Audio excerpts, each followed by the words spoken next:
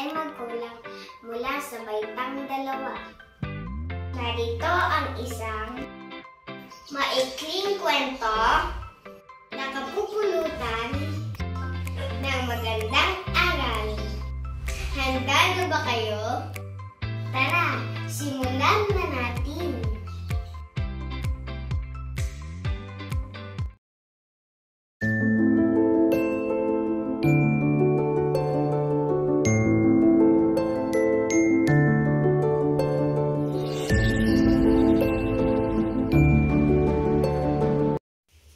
Ang kwento ng Ang Palaka at ang Baka. May isang batang palaka na nakatira sa lawa kasama ang kanyang ama.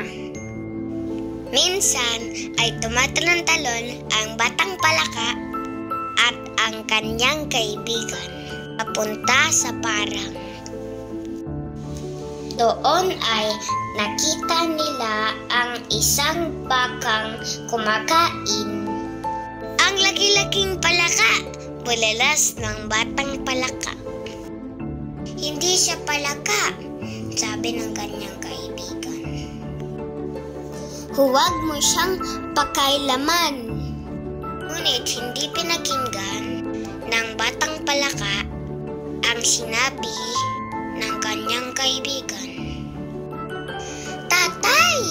Siya ang pinakamalaking palaka na nakita ko. Anya.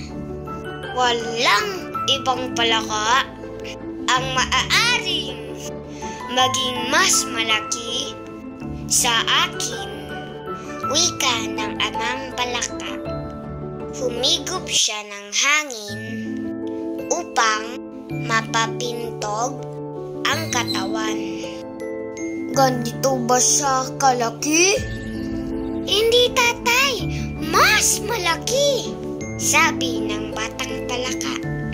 Di matanggap ng amang palaka na may ibang palakang malaki pa sa kanya. Ako ang pinakamalaking palaka sa lugar na ito, anya. Kaya humigop ng hangin ang amang palaka. At siya ay namintog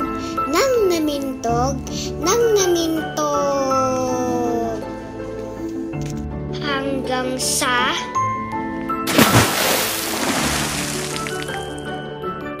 lang kwento, huwag pairalin ang sobrang pagpapahalaga sa sarili.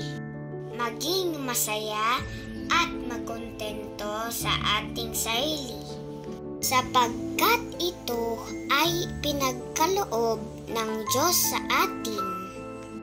At yan ang kwento ng Ang Palaka at ang Baka.